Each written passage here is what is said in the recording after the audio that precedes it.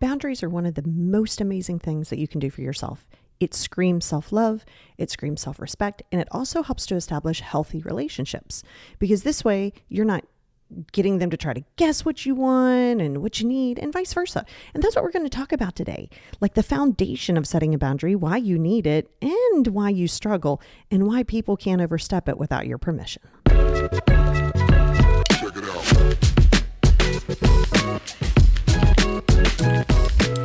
Hey, everybody, and welcome back to the Positivity Experience. It's your girl, Lori. Man, welcome. It is May. This year has flown by very quickly. I feel like I was just telling you guys, hey, Happy New Year. Let's set some goals. And here we are almost halfway through the year. But yeah, hey guys, welcome. And I cannot wait to talk to you about this whole boundary thing. And if you're new to the Patreon, over on the Patreon, thank you so much. And over there, we're going to go a little bit more in depth on giving you kind of like a little bit more of a blueprint, just is a worksheet and stuff, so you can start to understand what it is that you want in the first place in order to set a boundary. And so if that's what you're interested in, you can always, in the show notes here, you can just go to the show notes. It says join, become a Patreon, or you can go to patreon.com/the Positivity Experience with an X.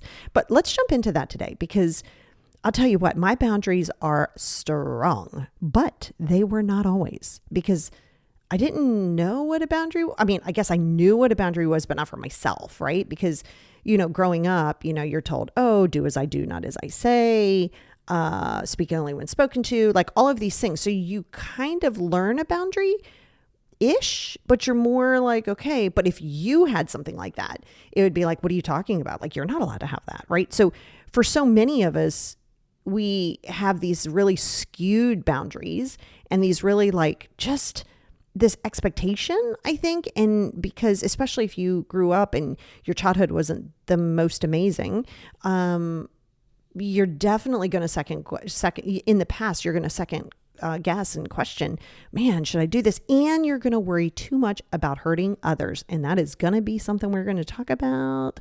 So I want to give you the foundation of a boundary, right? Because the thing is the first thing is you don't want to set it out of emotion, right? So before we can even talk about setting a boundary, understanding what it is, I want you to be very clear that a boundary is not set out of anger, out of hurt.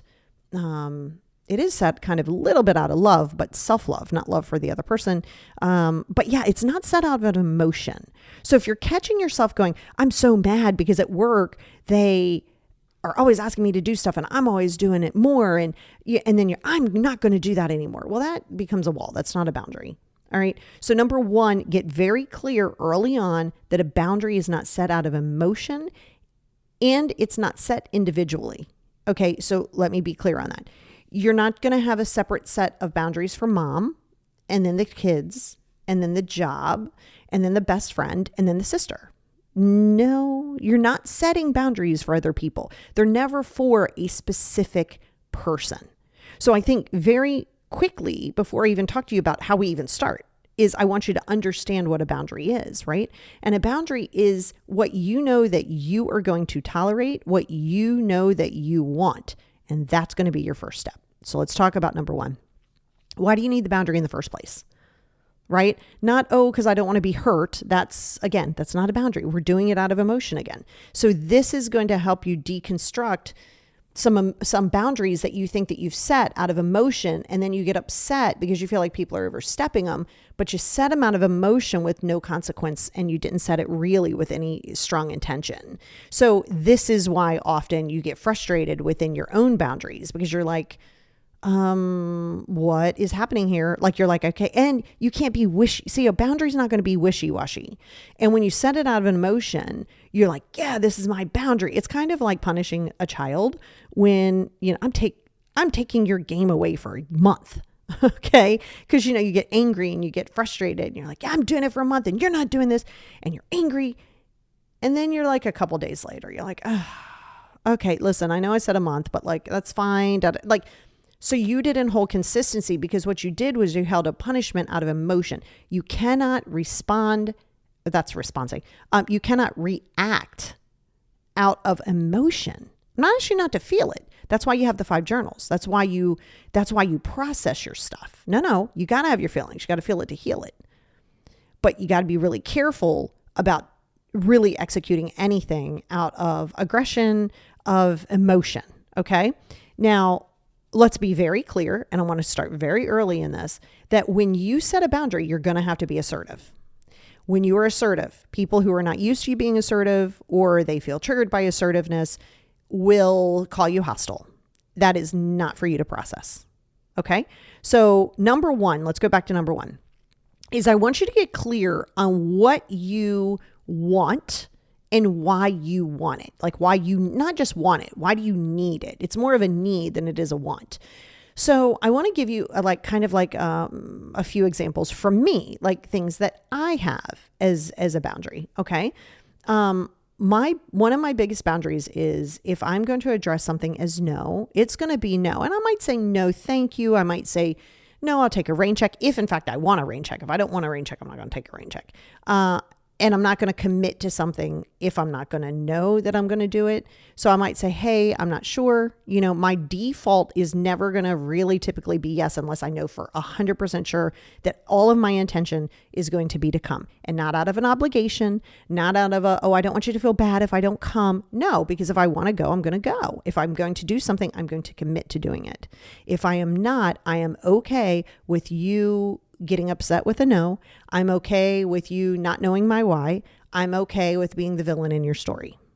Okay. So a boundary for me is if it is not going to protect my peace, if it isn't contributing to my growth, my engagement of education, entertainment, if it isn't contributing to what I need in that moment. Now that may change. I might not commit to going to a barbecue this week, but I might commit to going to a barbecue in a month because I might be in a different headspace. It's not for me to explain that headspace to the person inviting me to the barbecue, right? So my biggest boundary is protection of my peace. Every intention that I put out is protecting of my peace. Is it something that I feel is contributing to my growth? Is it contributing to community, right? Am I building strength? Am I building relationships? Am I doing that when I'm in a space to do so? Okay. So again, that's why you're not going to go into over explaining, right? So again, these boundaries are for you. So you have to know what you want and what's good for your mental health, physical health, soul, peace. Another example would be if there is someone who is, let's say and I've been this person. Okay, so let's be very clear. I'm not judging anybody because my God, I have been this person. And when I'm done the book, if you get the book, you'll be like, oh my God, she was the biggest victim mentality person. She was the biggest negative Nelly on the planet. Yes, I very much was. So I'm not knocking it. I'm just saying if someone is constantly in a complaining place, waiting for something magical to happen, and I don't mean magical from the universe, magical like, well, I don't want to do this, so I'm not going to do it. If I don't do it, it's going to go away. Or if I don't address this issue, then I can wait to the last minute, but I'm going to be complaining about it. I'm going to be upset about it, and negative. Being upset is fine, but being negative about it and putting it on to me, I'm not going to be there. I'm not going to be there for you to constantly complain. I'm not going to do it. I will be there to listen. I will be there to hear while you're going through something, and let's work it out. Let's figure out what kind of a solution. If there's a solution, what can we find? How can we accept it? Great. I'm here for it. What I'm not going to be here for, it's not good for my energy, is constant complaining, constant reliving of a story. My sister did that. And I've said this and she's passed, but my sister did this and I had to pull completely away from her because she never really, and it's so crazy because she had like so much of the educational knowledge and just energy knowledge. She just did not want to let go of the fact that my mom had died. Like she was holding on to it. This was like, let's see, mom's been gone since 1985. We are in 2023. My sister's been gone for 7 years. So 6 years, 7 years. Yeah. So here's the thing. Mom's been gone for 25 years. I pick up the phone and it wasn't every conversation, but it was enough. It was enough of the conversation that she'd be like, God, I miss mom. Oh, my life has just not been the same without mom. Oh my God, we're here again. I can't do it. I just couldn't do it. And even Paul had said to me, my God, you seem very exhausted when you're done talking to her. Yes, I am, because I'm tired of hearing the same storyline. I'm so tired of hearing it. It's exhausting. It's not, what are you going to do about it? I can't bring mom back. You're not bringing mom back. It is deflating. It is exhausting. And I don't mean every now and again you don't miss it. Oh, I miss mom. Well, that's fine.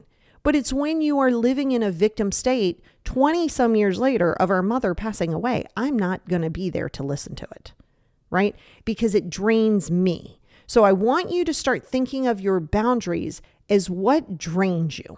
Okay. So in order to boundaries, your intention on why you need the boundary, what drains you? Okay. Now some of it is not other people. Most of it is not other people. Most of it is you. So the boundaries are also going to have to pertain to you. So if you know something drains you, but you're too concerned and hurting your brother's feelings because you're not going to go to his house for his new move-in date because you just don't feel like being around the uncles and the mom and you're just exhausted. And yeah, they're in life. You are going to do some things that you're going to sacrifice a little of your peace, but not all of your peace. And you're not going to do it if you're going to sacrifice more peace by going than not going. Okay. So you get too caught up in, well, I don't want to hurt someone's feelings. I'm going to say this, and I'm going to say this multiple times over many podcasts. How other people respond to your boundaries is not your problem. It is not your issue, and it is not your responsibility. Okay? I really need you to get clear in that. The biggest issue that you have with setting a boundary is you're too worried about how the person's going to see it, how the person's going to receive it. I've had so many people on socials just go, well, how can I set a boundary that I'm not like hurting people's feelings? I'm like, well, that's just not going to happen. Well, I mean, I don't want to hurt people's feelings. Okay, so now we go into it. That lets me know. I'm not saying you intentionally want to hurt people's feelings. I don't think you're a psychopath or a sociopath that you're like, I'm just going to go hurt feelings. But you're too concerned about their feelings over your emotional space. You're too concerned on how they're going to receive something that you say, I set a boundary, but they overstepped a boundary. They did not overstep a boundary. It is human nature to want what we want when we want it. I don't care who you are, how you are. That's who we are as humans, right? People are going to push. It's the fear that you have of losing someone, hurting someone, or being alone. So now we go into past trauma on why those boundary settings become such a problem for you, because you're too worried about holding on to people for the sake of having people, or you put it in your head that, oh, it's got to be family. You can be related and not be family. And you cannot be related and be family. Just because you are related to someone and just because you were told growing up, family first, family first, family first. Absolutely not. Absolutely not. And that goes into the next one. And that is, you must be your first priority. You should never be, ever be anyone's first priority. They need to be their first priority and you can come second.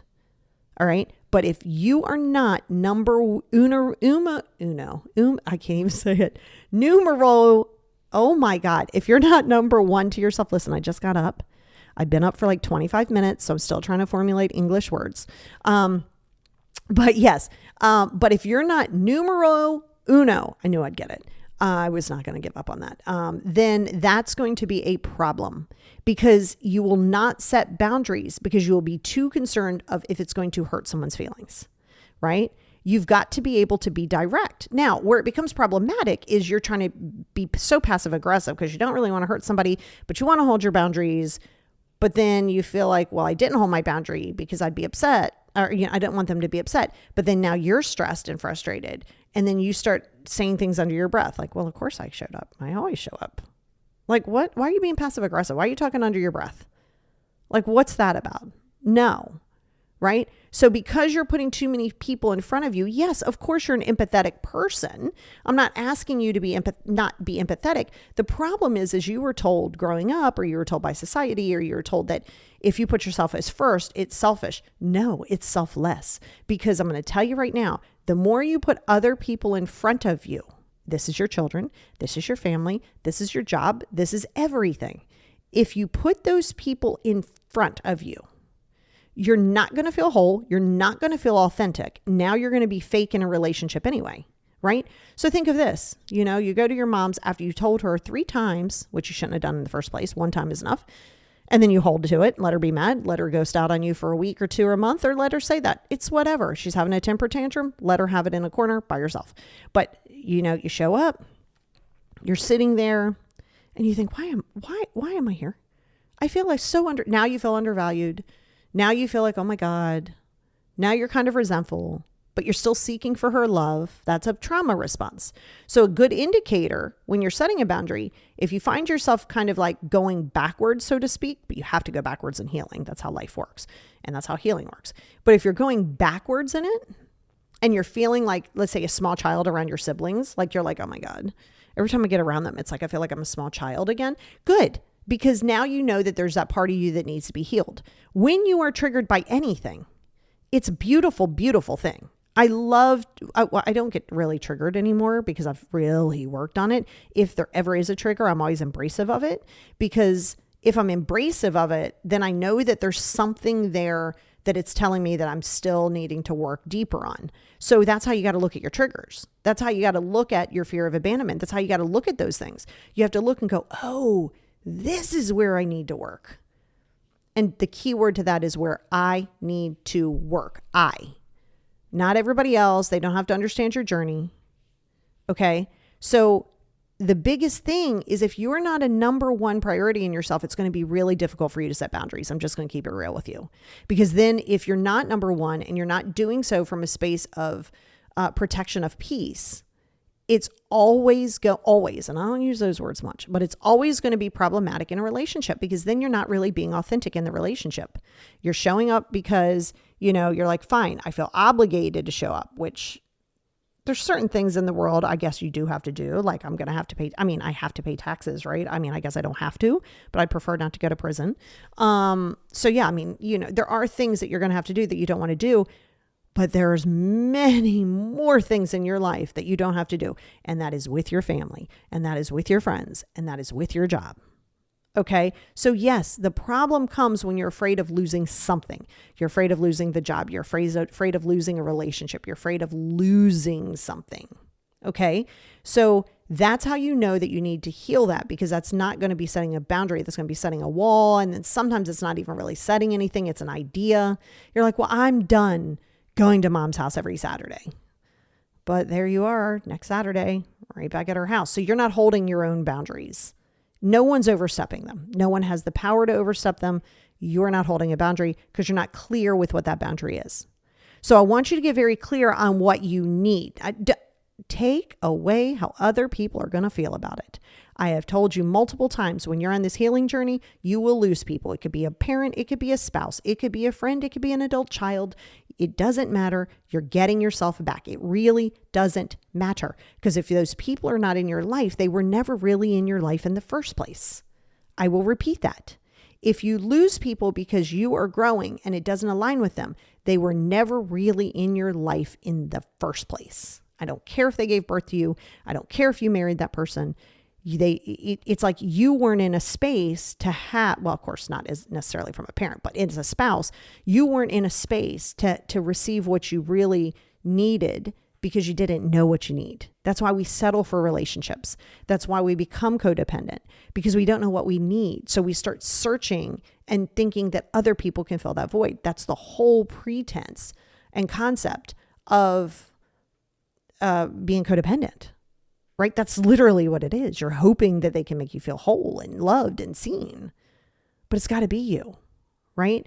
So I want you to get very clear here. You need to have clear intentions and an understanding of what you need. So in order to do that, you're not just going to jump out the box and do that. I want you to ask yourself right now. Okay. This is seriously, ask yourself this right now. And then I also put this on my YouTube. So please go over to the YouTube and put down what your response is on there. I'd love, love, love to see it. If you're in the Patreon, you can put it on the Patreon page, right? Even on this one, you can go right to the Patreon page and just put it there. What does it mean to you to put yourself as a priority? Do not tell me that you live by yourself and that you're your priority. That's not true at all. You can live by yourself and be your last priority. You can live by yourself and feel like you still need other people to validate you. You can live by yourself and still get your feelings super hurt when somebody sets a boundary. Well, yeah, that's because you're still looking to other people. You're still not your first priority. So I want you to ask yourself, what would it mean to you to be your first priority? Do not tell me you have children. Do not tell me you're married. Do not tell me you have 4 businesses. I got that. I'm asking you to be your first priority. And in order to do that, that means you're going to have to get to know yourself. You may have to take yourself on a date. I do this a lot with my clients. I make them very uncomfortable until they can fall in love with themselves. May send you to the movies by yourself. May have you go to dinner on a Saturday night, 8:00, nice restaurant by yourself. Because if you don't know you, how do you know what you need? So before you even start going, I'm going to go set boundaries, I think you need to know yourself. You need to start loving yourself. Now, the number one foundation in self-love is priority of self. Priority of self. That's where we are. That's where I need you to get to, is to understand that you deserve and need to be your first priority. The little child in you that did not feel seen and heard and needed needs you. The inner child in you needs you. You have to be your first priority. So that's the first thing, is ask yourself, what does it mean to be my priority? Where do I feel like I'm having guilt? Because guilt is a trauma response. No one can make you feel guilty without your permission. Oh, they can use words. They can say actions. They can try to make you feel sorry for them. They can do a lot of things.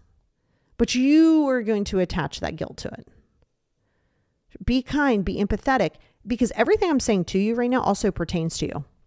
So this means if your mom says to you, every Saturday, you guys just go to the thrift store together, and this Saturday, she's not going to do it. She doesn't have to tell you why. She can be like, no, I'm not going to go. I have other plans. Period. She doesn't have to tell you what those plans are. She doesn't have to go, well, Mildred down the street, she wanted me to go to bingo and I hadn't gone. And you and I, why are we given extra information? So the same way you are, it's setting the boundary. You don't have to understand anybody else's boundary. But once it is communicated, and everything doesn't have to have a reason for you.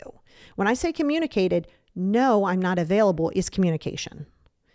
Not no, I'm not available, and let me give you 10 reasons to make you feel more comfortable as to why my no is a no. We are not doing that. That's in your insecurity. So the fact that you think that you need that lets me know that you would still have those areas to work on. That's what I work with my clients on. Getting through that and the acceptance piece of that. So again, I will repeat that. Once you start to establish boundaries, you must also respect other people's boundaries, even if you don't like them, even if you don't understand them. It's not about you, it's about them, and they need to be their first priority. If that's problematic, then you guys look at dissolving certain relationships and different things like that. That's how you start to align with what's in your best interest.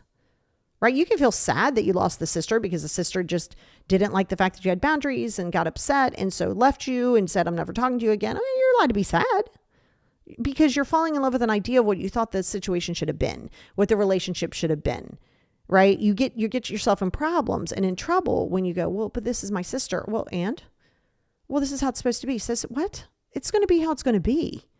You're getting too attached. You cannot live an attached life to people, things, money, consequence. You can't do that. Okay.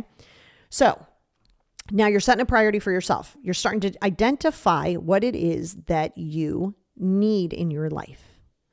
Okay. Now you're going to have to communicate it one time. Okay. So this isn't, you don't get the whole people together. This isn't a whole intervention of this is like Lori's boundaries or Bobby's boundaries. Okay. You say, hey, listen, you know what? I am not going to be available for Saturday dinner with the family going forward. And you don't have to go into the million reasons why. Did you hear what I just said? I'm not going to be available. Yeah, and you could say, maybe you could say, okay, I'm just really working on myself, really doing things to help myself. They're going to have follow-up questions. Stop giving all of the information. Let them talk to a blank space. Let them be okay with being misunderstood. But you don't need to prove yourself. That's the thing. These are your boundaries. You don't need to prove in general, you don't need to prove yourself for anything. Well, you got to prove to me. Oh, okay. Entitlement. We're not doing that. You don't have to prove it to anyone, including yourself. You don't have to prove it to yourself. You're just going to do it. In the doing will be the proving without even knowing that you're doing it. Don't do it that way. And again, you're going to have to unbox the fact that you are going to hurt people. It is going to be okay. Remember, when people are not in recognition of confidence in themselves, they will look at your confidence as arrogance. Nope, you're just confident. They will look at your assertiveness in setting your boundaries and being so, boom, no, I'm not available. They're going to look at that and they're going to see that as aggression and hostile. It is not. But when people are not used to it in their own lives, that's how they're going to look at it. Now, it is your responsibility to enforce them. But how are you going to enforce them if you have no consequences? Okay? So you can't say, well, mom drains me. I'm just not going to do it anymore. Well, okay, that's a good start. But what's going to be the consequences? She has to have the consequences. You have to enforce the consequences. I did this example like on a short YouTube video earlier this week. If you go up to someone's house, okay, and they have a beware a dog sign, there's nobody standing outside of the house going, hey, y'all, listen, you see the sign? There's a dog back here. I'm just reminding you that there's a beware a dog sign here. No one's doing that. It's not a wall. You could easily go ahead. If you get bit, that's on you. You don't get to say, well, I saw the beware a dog sign, but I mean, I've been in the house a million times. So I just walked in and the dog bit my leg. I can't believe the dog bit my leg. Well, that's good enough for you, babe. Nobody feels sorry for you. You walked through a boundary. So there was a consequence. Dentist office. A matter of fact, actually, my daughter's therapy office is a good example. It's like a real example too. Her regular therapist had moved on to a different practice and on her own. Oh, good morning. Excuse me. They put her with somebody else, just didn't really vibe with her. She was a little too lackadaisy because she lives with me, who I'm very direct. That's a better approach for her. So a coddling approach or a gentle approach just really is off-putting to her. And so she had a right to, they said, hey, try her. If that's too gentle for you, we can put you with somebody else. And so she said, yeah, mom, no, that's not going to work for me. And I was like, okay, I forgot to, because I didn't note myself in my ADHD brain. I didn't put it down on a sticky or in a notes, and I forgot to cancel the appointment with that lady and set up a new appointment. And I forgot, and they called me and they go, she's not here. And I was like, yeah. I was like, oh my God, I totally forgot. She goes, yeah, I know. That's fine. No problem. We'll put you with somebody else. And then I got my little invoice saying, hey, no show fee, $50. It's due now. And I paid it. And that's good enough for me because there's a consequence to that boundary. That boundary is you can't just come and go anytime you feel like it. You can't just cancel at the last minute or forget to cancel and think that there's not a repercussion. There's a consequence. I had to pay that $50 and I happily paid it. I wasn't frustrated with myself. I gave myself, oh, yep, you forgot. So what am I going to do? Beat myself up? Oh, you're so stupid. You just gave away $50. Why'd you do that? Oh my God. No. Good enough for me. I didn't do it. I have to remind myself, hey, next time, stop, pause, either cancel it right away or put it in your notes. But the consequence is I had to pay the $50. That's on me. The office wasn't like, oh, it's okay. I know you forgot. I'm not going to charge you today. They don't care how I feel. They don't even care if I was mad. They don't care if I was hurt, and they don't care where I'm going to get the money from. It's not up to them to figure any of that out. It's up to them to say, you didn't do this. This is what happens. Consequences, right? A caution tape. Caution tape's around trees. You don't know that there's a sinkhole there because you can't see it. You walk through this underneath this caution tape. Caution tape's not standing there going, hey, don't jump down this hole. You're going to get hurt. Nope. Caution tape's there. You walk in, you go down, you break your leg. Well, good enough for you.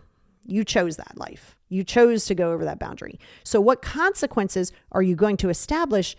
Because you can't, it's not a boundary without a consequence. It's an idea. It's a frustration. It's an emotion. That's all that is. That's okay. I don't want to do that anymore. I don't want that to happen. Oh, okay.